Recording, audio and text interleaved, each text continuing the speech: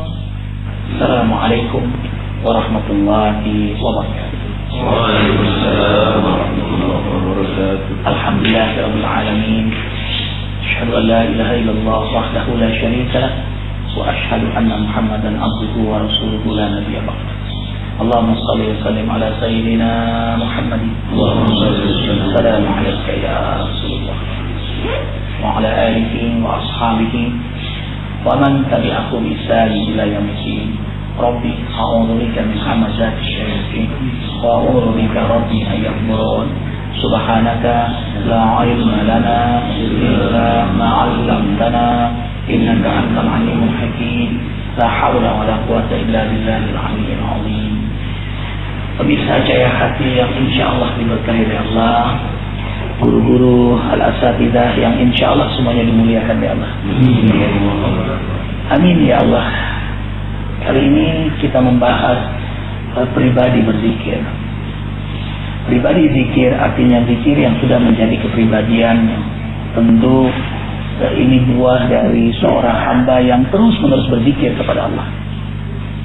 Di mana, kapan, situasi kayak apapun dia terus berzikir. Selesai sholat dia zikir. Bahkan sebelum sholat dia zikir.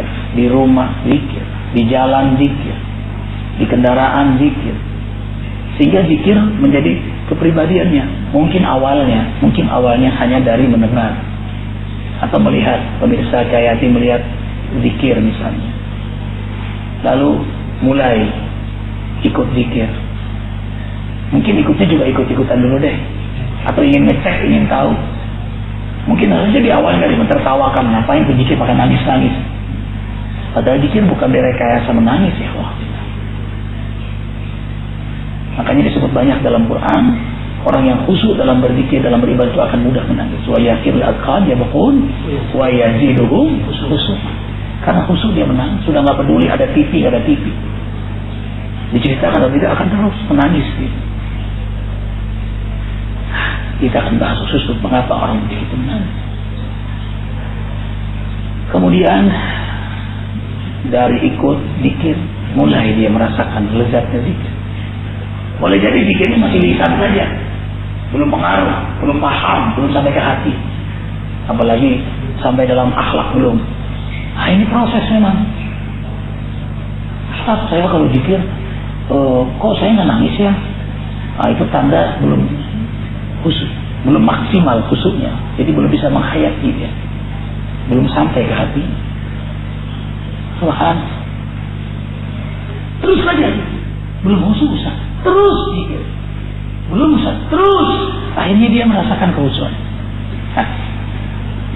Seperti dosa itu kan kalau hijarah kayak batu ya, orang tiap kali melakukan dosa itu keras hatinya.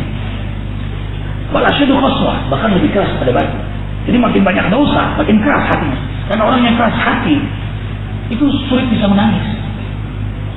Tapi kalau orang sudah bisa nangis dalam ibadah, hatinya lembut. Makanya disebut dalam Quran, ya kapan jalan itu. Begitu dia bertaubat, hati yang keras itu pecah, batu yang keras itu pecah, mengalirlah air yang jernih. Justru air yang jernih dari kerasnya hati batu. Hanya dulu awalnya majelis zikir ini, az-zikr disebut zikir taubat. Loh kok kenapa Bang Arifin ganti menjadi az-zikr?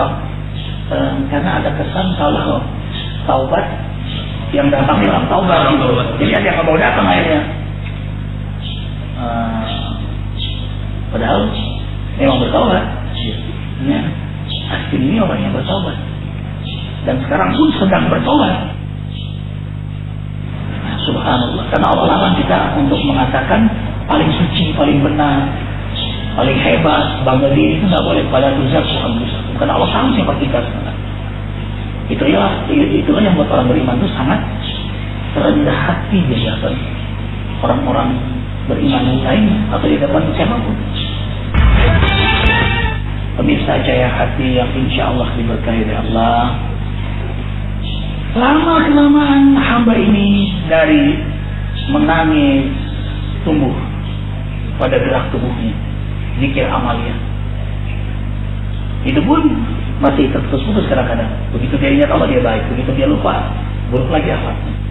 Nah, karena dia terus-menerus berzikir, terus-menerus hadir di majelis zikir, terus-menerus dekat dengan orang berzikir, maka zikir itu melembaga pada dirinya, menjadi hatinya, pikirannya, lisannya, gerak tubuh, sehingga menjadi kepribadian.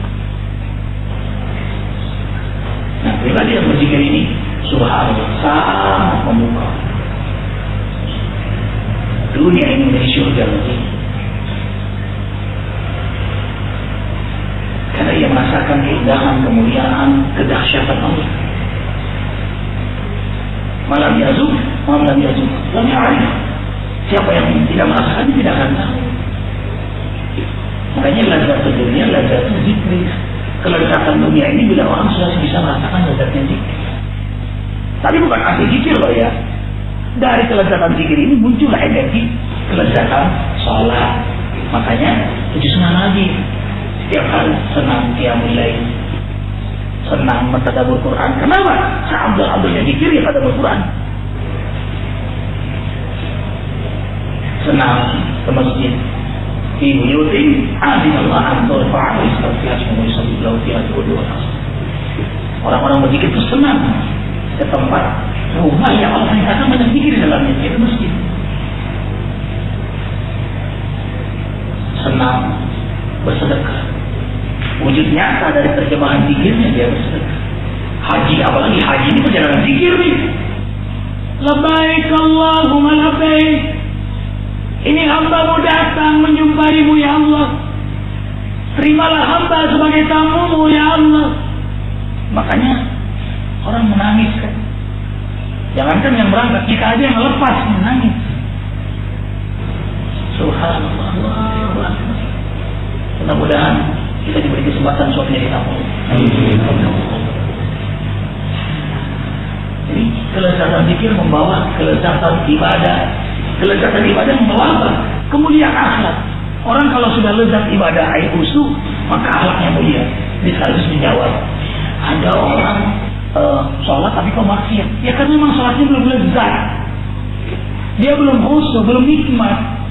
Sehingga akhlaknya tidak baik, tidak berdampak. Wawailul lil musallin alladzina hum an salatihim sahun. Karena dia tidak paham sholatnya, dia tidak paham zikirnya. Masih di lisan. Nah, zikir yang menjadi kepribadian ini zikir yang tidak hanya di lisan. Dia paham, dia hayati, sehingga menjadi kepribadian.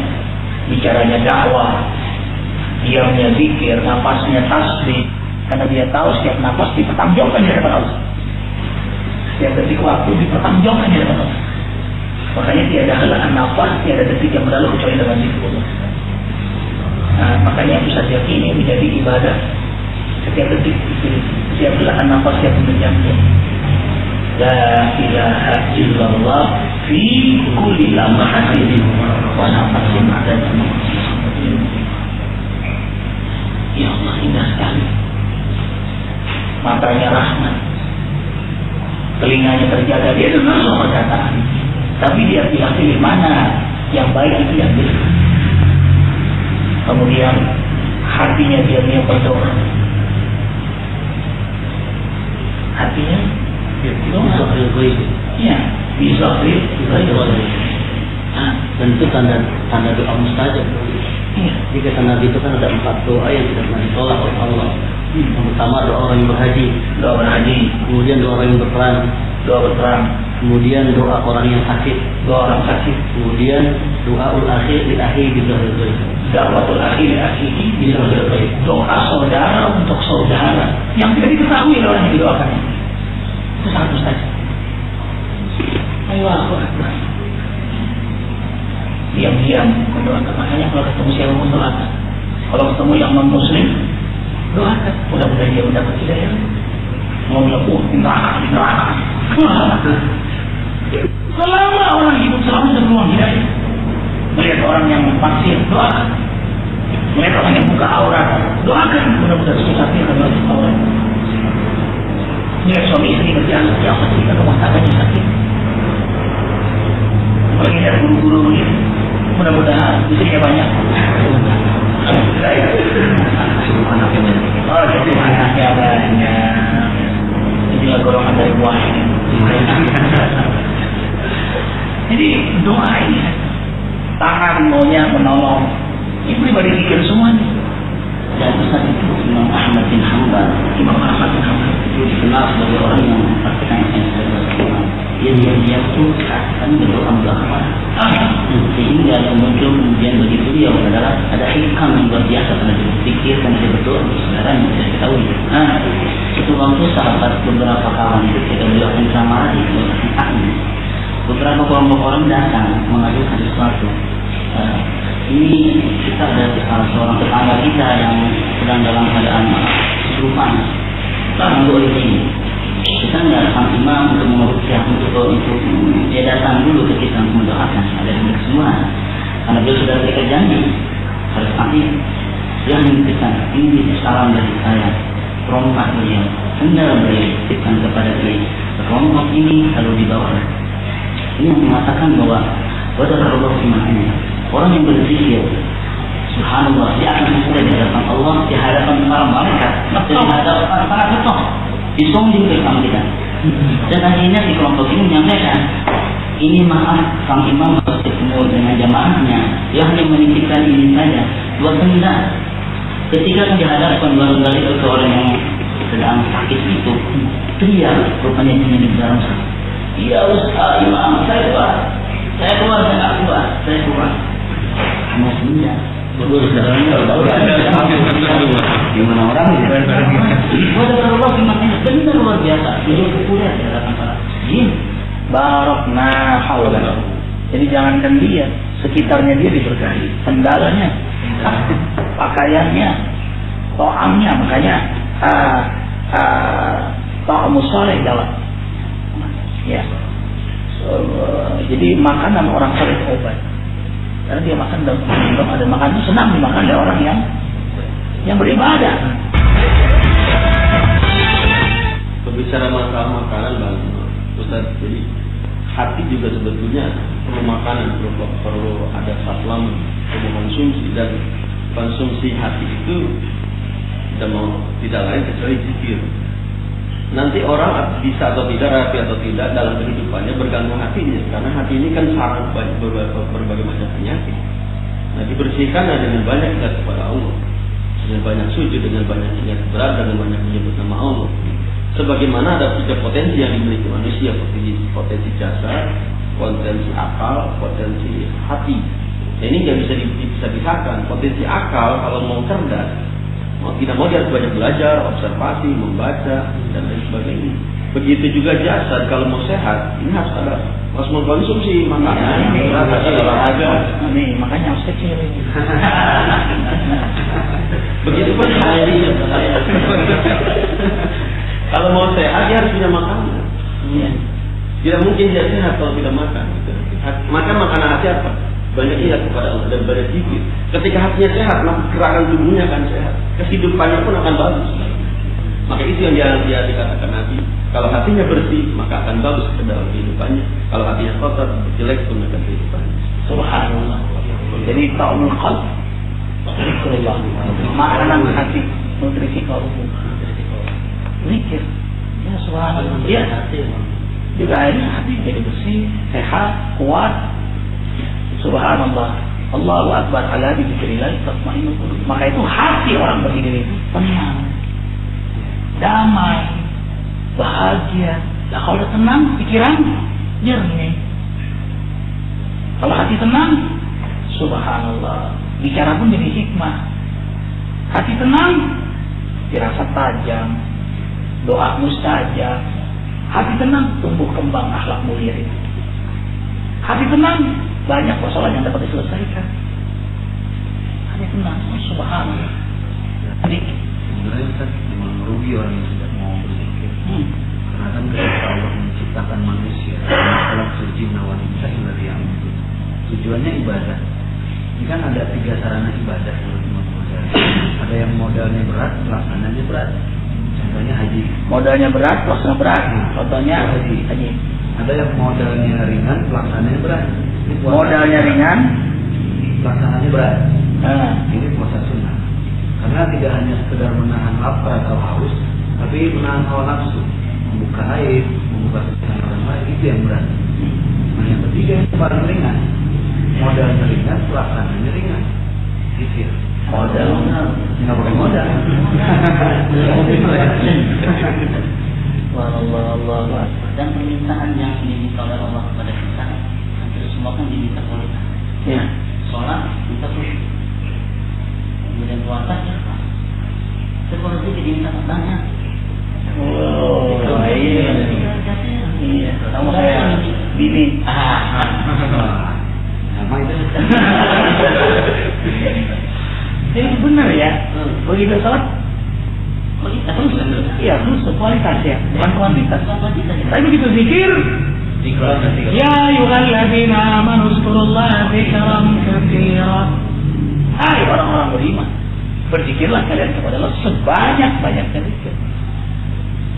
Bang Adi, apa yang Bang Adi rasakan dengan terus-menerus berzikir? Assalamualaikum warahmatullahi wabarakatuh.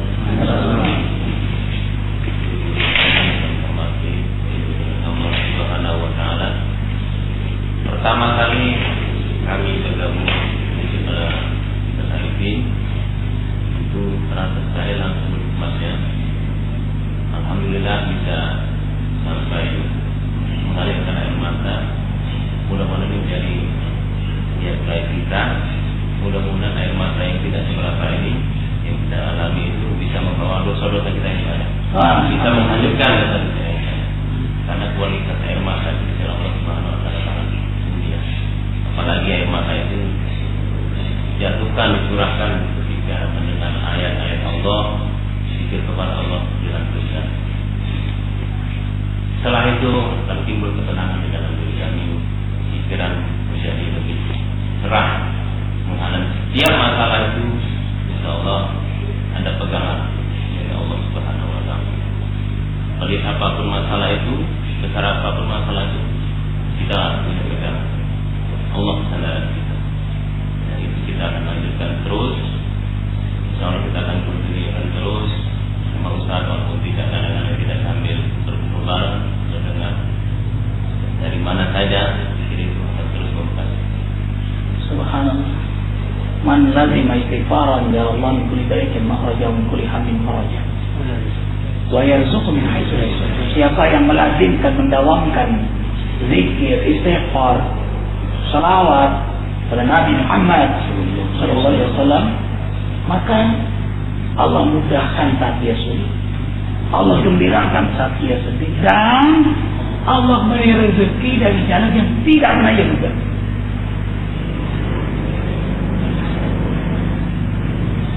Dan itu dalam surah Nuh ayat 10, 11, 12 itu menggambarkan dalam istighfar Allah mudahkan mendapatkan rezeki. Allahu Akbar. Mudah-mudahan zikir yang terus kita lantunkan menjadi zikir mewarnai kepribadian kita. Dan akhirnya lahirlah masyarakat yang berzikir, Indonesia berzikir. Subhanakallahumma wa bihamdika asyhadu an la ilaha illa anta astaghfiruka wa atubu ilaik. Wabillahi taufiq wal hidayah. Wassalamualaikum warahmatullahi wabarakatuh. Waalaikumsalam warahmatullahi wabarakatuh.